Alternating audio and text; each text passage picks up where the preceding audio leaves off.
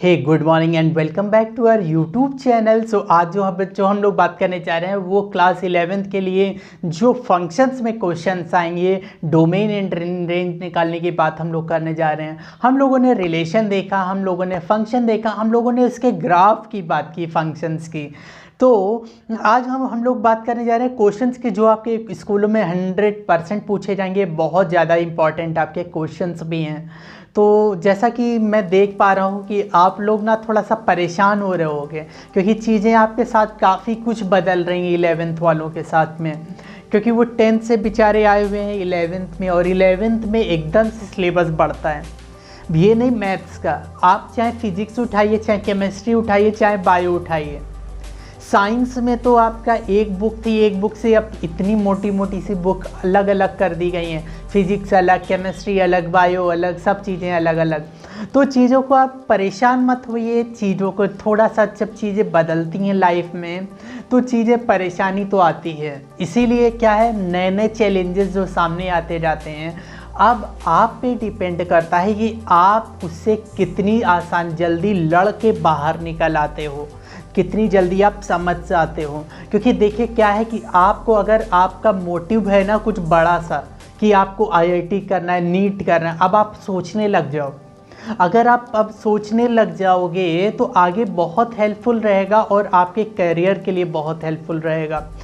आपको सबसे पहली बात यह है कि आपको अगर 12th में मार्क्स लाने हैं ना 90+, 95+, तो आपको 11th में डबल मेहनत करने की ज़रूरत पड़ेगी। आप किसी भी आपके जो भी सीनियर्स हों, आप उनसे बात करिएगा, 11th में मेहनत करने की ज़्यादा आपको ज़रूरत पड़ेगी।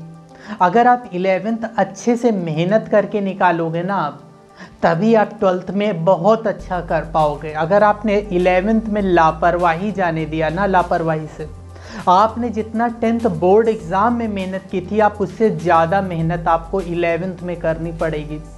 अगर 11th में आप मेहनत नहीं करेंगे ना तो आप परेशान हो जाएंगे, क्योंकि सिलेबस ज़्यादा है, फिजिक्स है, केमिस्ट्री है, इतना सिलेबस ज़्यादा है कि आप परेशान हो जाओगे, कुछ समझ नहीं आएगा। आपकी लगेगा क्या यार, दुनिया ही बदल गई मेरी, तो ऐसा हो जाएगा।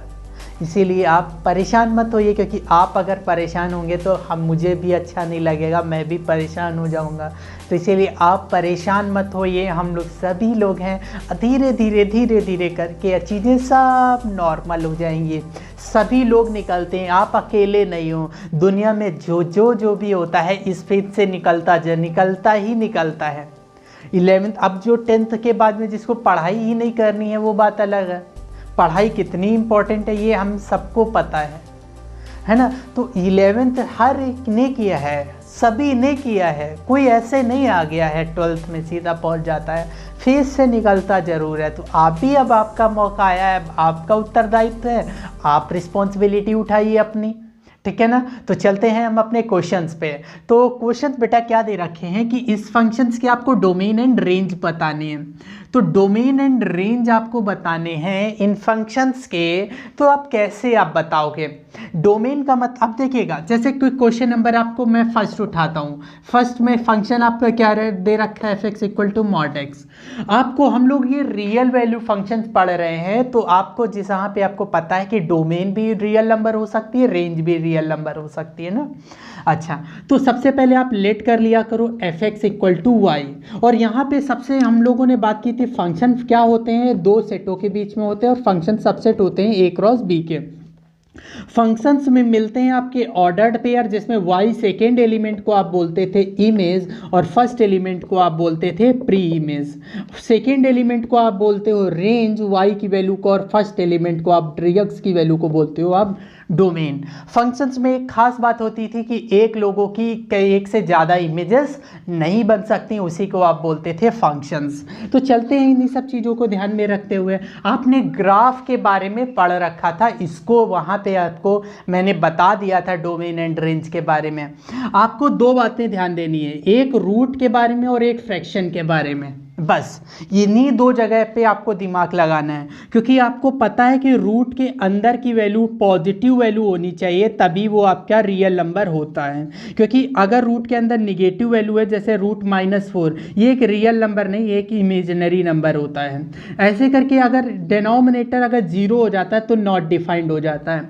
तो इन्हीं दो बातों पर फोकस करना है और ज़्यादा हमें परेशान होने की ज़रूरत नहीं है। आप धीरे धीरे धीरे धीरे करके आने लग जाएगा। आप सबसे पहले y, तो y इक्वल टू कितना हो जाएगा, माइनस का मॉड x। तो अब अगर हमें बताना है डोमेन, तो यहाँ पे बेटा कुछ सॉल्व नहीं करना है, आपको सोचने की क्षमता कितनी है, आप सोच क्या रहे हो, इस पे डिपेंड करता है आपका ओवरऑल। जैसे कि आपको पता है कि अब यहाँ पे ये डोमेन का मतलब होता है x की वैल्यू। यहाँ पे x की कौन कौन सी वैल्यू रख सकते हो, मॉड में 0 आ सकता है ना, मॉड में निगेटिव भी वैल्यू आ सकती है ना, मॉड में पॉजिटिव भी वैल्यू आ सकती है ना, सभी प्लस माइनस सब कुछ आ सकता है ना, x की जगह आप रख सकते हो ना। तो इसीलिए डोमेन क्या हो जाएगा, ऑल रियल नंबर। और अगर मैं बात करूँ बेटा रेंज की, रेंज मतलब y की वैल्यू, x की वैल्यू 0 रखोगे, मॉड के बाहर निकलेगा 0 और आगे लगाए माइनस, तो 0 हो जाएगा। ओके, क्या y की वैल्यू कभी पॉजिटिव आ सकती है, नहीं आ सकती ना, क्योंकि x की वैल्यू आप 5 रखोगे, लेकिन यार भैया ये माइनस आगे लगा हुआ है, जो कि y की वैल्यू आपको आप क्या कर देगा, -5 कर देगा। आप x की जगह आप -1 पुट कर लो, तो मॉड के बाहर निकलेगा तो +1 हो जाएगा, लेकिन ये जो आगे माइनस है वो हर एक y की वैल्यू को आपको निगेटिव बना देगा। मतलब हर एक निगेटिव वैल्यू आएगी और 0 भी आ सकता है। तो आपको पता है ना रियल नंबर -∞, 0 +∞, हर एक निगेटिव नंबर आएगा और साथ ही साथ 0 आएगा। तो आपका इंटरवल मैंने बताया था, तो इंटरवल क्या हो जाएगा, आपका रेंज क्या हो जाएगी, -∞ से 0, और 0 हो जाएगा आपका क्लोज्ड इंटरवल, क्योंकि 0 इन्वॉल्व है, लेकिन -∞ एक नंबर है जो कि इन्वॉल्व नहीं है। इसका मतलब रेंज का मतलब होता है y की वैल्यू आप कुछ भी यहाँ x रखो, 1000 रखना है 1000 रख लो, तो 1000 भी आप रखोगे तो y इक्वल टू -1000, देखो ना आपके नेगेटिव वैल्यू ही आएगी y की। तो ये होता है आपका रेंज। तो रेंज कितना हो जाएगा, -∞ से 0। ये पहला क्वेश्चन हो गया। अगर हम लोग बात करें सेकेंड की domain and range, second function में दे रखा है fx इक्वल टू √x। सबसे पहले क्या लेट करोगे, fx इक्वल टू y, तो y इक्वल टू कितना हो जाएगा, √x। अब डोमेन क्या हो जाएगी, डोमेन आप डोमेन का मतलब x की वैल्यू, अब आपको पता है कि x की वैल्यू पॉजिटिव ही होगी तभी आपका बन पाएगा, अदरवाइज देखो ना ये बेटा ये रूट के अंदर लिखा हुआ है x, तो क्लियर है। तो यहाँ पे क्या लिखोगे, फंक्शन डिफाइन, मतलब फंक्शन तभी आप बता सकते हो when x is always greater equal to 0। अगर x की वैल्यू 0 या 0 से बड़ी, 0 से बड़े मतलब होता है, या 0 से बड़ी नंबर का मतलब होता है पॉजिटिव। अगर पॉजिटिव यहाँ x रखोगे तभी वो फंक्शन आप डिफाइन कर सकते हो। सोचो जरा आप निगेटिव रख दोगे तो क्या इसकी वैल्यू बता पाओगे, ये तो एक इमेजिनरी नंबर हो गया ना। हम लोग इसके बारे में कॉम्प्लेक्स नंबर अपना चैप्टर है, हम लोग उसमें डिटेल में पढ़ेंगे। तो आपको बेटा पता है, तो यहाँ पे क्या हो जाएगा, तो डोमेन आपकी कितनी हो जाएगी, तो डोमेन आपकी कितनी हो जाएगी, डोमेन ऑफ दिस फंक्शन कितना हो जाएगा आपका, 0 या 0 से बड़ा, तो 0 से बड़ा इन्फिनिटी, 0 से लेके इन्फिनिटी तक के नंबर आएंगे आपके डोमेन में, करेक्ट है। एंड अगेन अब आपका रेंज की अगर मैं बात करूं बेटा, तो रेंज ऑफ दिस फंक्शंस कितना हो जाएगा, तो आपको पता है क्या रूट के अंदर से क्या कभी निगेटिव है। अभी देखो मैंने क्या बोला, यहाँ सोचने समझने की बात है कि रूट के अंदर x में आप कुछ भी रखोगे, क्या y कभी निगेटिव आ सकता है, आप बताओ, y की वैल्यू निगेटिव आ सकती नहीं, x की जगह 0 रखोगे तो y 0, x की जगह आप निगेटिव तो रख ही नहीं सक रहे हो, यहाँ पे -5 तो रख नहीं रहे हो आप, या 0 से पॉजिटिव वैल्यू रखोगे ना तो y भी पॉजिटिव आएगा, मतलब y की भी वैल्यू 0 से इन्फिनिटी ही आएगी, आपकी y की वैल्यू कभी निगेटिव नहीं आएगी। ये है आपकी रेंज। तो इन सब चीज़ों के लिए मुझे पता है आपको चीज़ें में थोड़ी सी दिक्कतें आएंगी, लेकिन आपको समझ आ रहा है कि नहीं आ रहा है। यही दो चैप्टर थोड़े दिक्कत करते हैं, रिलेशन फंक्शन, बाकी सब कुछ आसान है, सब कुछ आसान है, क्योंकि यहाँ सोचना पड़ता है ना। हम लोगों को सोचने की तो आदत ही नहीं, हम लोगों को तो रट्टा मार समझने की आदत है, रट लेना है, बस वही अच्छा लगता है हमें। ऐसा तो नहीं है, आप ह्यूमन बींग्स हो, आप सुपरमैन हो सच में, तो आपके पास पावर्स हैं सोचने समझने की, तो सोचो ना, कब सोचोगे, जानवर थोड़ी ना है हम लोग, ठीक है, तो ये क्लियर हो गया। अब बात करते हैं अगर बच्चों, अगर हम लोग बात करें क्वेश्चन नंबर थर्ड की, तो थर्ड में आपका क्या दे रखा है, थर्ड क्वेश्चन में दे रखा है fx अपॉन 1/√x। ये फर्स्ट था, ये सेकंड था, ये थर्ड हो गया। ठीक है, ये क्वेश्चन आपके दे रखे हैं। थर्ड में अगर मैं बात करूं, सॉल्व करूं यहाँ पे, तो आपका लेट करोगे आप fx इक्वल टू कितना y, तो y इक्वल टू हो जाएगा 1/√x। तो आपको भी पता है फंक्शन तभी डिफाइन हो सकता है व्हेन, देखो यहाँ पे कब फंक्शन डिफाइन हुआ था, जब x की value greater than equal to 0 था, 0 या 0 से बड़ी। यहाँ 0 हो सकती थी ना, बट यहाँ पे क्या 0 हो सकता है क्या x की जगह 0, क्योंकि बेटा अगर आप x की जगह यहाँ पे 0 रख दोगे ना, तो √0 की वैल्यू 0 और 1/0 नॉट डिफाइंड हो जाएगा। तो यहाँ पे आप 0 नहीं रख सकते हो, तो यहाँ तभी बस इतना ही आप रख सकते हो कि x की वैल्यू तो रूट के अंदर है, तो पॉजिटिव ग्रेटर देन 0 होना चाहिए और इक्वल टू नहीं होना चाहिए। 0 यहाँ पे नहीं आएगा, ध्यान में सुनिएगा, क्योंकि 1/0 नॉट डिफाइंड हो जाएगा। तो आपको दो ही जगह आप अलर्ट रहा करो, फ्रैक्शन में अगर डिनोमिनेटर है और रूट है, रूट में निगेटिव नहीं हो सकता, डिनोमिनेटर 0 नहीं हो सकता। तो इसकी बेटा डोमेन क्या हो गई, तो डोमेन कितनी हो गई, डोमेन ऑफ दिस फंक्शंस आपकी 0 से इन्फिनिटी। देखो मैंने अब यहाँ पे 0 इसमें क्या लगाया था, स्क्वायर ब्रैकेट, क्योंकि 0 इन्वॉल्व था, यहाँ पे 0 इन्वॉल्व नहीं है, तो इसीलिए हम लोगों ने नॉर्मल ब्रैकेट लगाया हुआ है कि 0 से इन्फिनिटी। करेक्ट है। अब अगर हम लोग बात करें रेंज की, तो रेंज ऑफ दिस फंक्शंस की बात करें, तो क्या रेंज यहाँ पे 0 रख नहीं सकते, तो 1/0 आएगा नहीं, तो 1/0 क्या ये y की वैल्यू कभी 0 आ सकती नहीं, कुछ भी आप यहाँ यार यक्स रखो 0 नहीं आएगा, ना निगेटिव आएगा, तो रेंज भी कितनी होगी 0 से इन्फिनिटी, पॉजिटिव ही आएगा आंसर। 2 रखोगे 1/√2 पॉजिटिव, कुछ भी आप रखोगे। समझ आ रही बात कि नहीं आ रही, यहाँ पे आप कुछ भी वैल्यू रखेंगे 0 आपका y कभी 0 नहीं आएगा। करेक्ट है। या फिर आप ऐसे भी समझ सकते हैं, रेंज के लिए आप x को इधर लाओ, y को दूसरी तरफ लेके जाओ, √x equal to 1/y, squaring on both side, तो x इक्वल टू 1/√y हो जाएगा। तो अब भी आप देख पा रहे हो कि y की जगह आप 0 या 0 से बड़ी वैल्यू आप पुट कर सकते हो। बस वो हम क्वेश्चंस में, अभी ये सबसे इंपॉर्टेंट क्वेश्चन है, स्कूल में 100.10% पूछा जरूर जाएगा, तो हम लोग इनकी बात करेंगे। फिलहाल के लिए आप इतने क्वेश्चंस आप 3 में से बताइएगा, कोई भी अगर आपको दिक्कत हो तो आप इसमें कमेंट जरूर करेगा, हम लोग बात जरूर करेंगे। तो अब हम लोग देख लेते हैं क्वेश्चन नंबर 4 को। तो क्वेश्चन नंबर 4 हमारा दे रखा है fx इक्वल टू √(x-2). तो आप सबसे पहले लेट fx इक्वल टू कितना बेटा y, तो y इक्वल टू हो जाएगा √(x-2). आपको भी पता है फंक्शन कब डिफाइन होगा, फंक्शन डिफाइंड व्हेन x-2 जो है रूट के अंदर का जो कितना लिखा है x-2, ये वैल्यू बड़ी होनी चाहिए और इक्वल होनी चाहिए 0 से, क्योंकि 0 हो सकती है ना x-2 0। तो यहाँ पे आप देखोगे x ग्रेटर इक्वल टू -2 उधर गया प्लस का 2, तो देख रहे हो आप डोमेन आपकी कितनी बन गई इस फंक्शंस की, x की वैल्यू 2 या 2 से बड़ी है, तो 2 या 2 से ग्रेटर, तो 2 से इन्फिनिटी, क्योंकि यहाँ 2 आया हुआ है ना, देखो इक्वल टू 0, तो 2 से इन्फिनिटी। ये आपका हो गया आपका यहाँ पे डोमेन। समझ आया कि नहीं आया, मैंने क्या बोला, x-2 देखिए रूट में है, रूट के अंदर की वैल्यू 0 या 0 से पॉजिटिव वैल्यू तो होगी, हम लोगों ने यही बात कर रहे हैं। क्लियर है यहाँ पे। अब अगर हम लोग बात करें इसमें रेंज की, अगर हम लोग बात करें फॉर रेंज, तो आप सबसे पहले क्या लिखोगे, y इक्वल टू कितना दे रखा है आपका फंक्शन x-2। अब इसमें क्या करना है, x को एक तरफ लेके आओ, x को बाहर निकालो, y को उस साइड लेके जाओ, तो रूट लगाए तो स्क्वायरिंग ऑन बोथ साइड, तो y स्क्वायर इक्वल टू कितना हो जाएगा x-2, तो x इक्वल टू कितना हो जाएगा y स्क्वायर प्लस 2, ये आ गया आपका।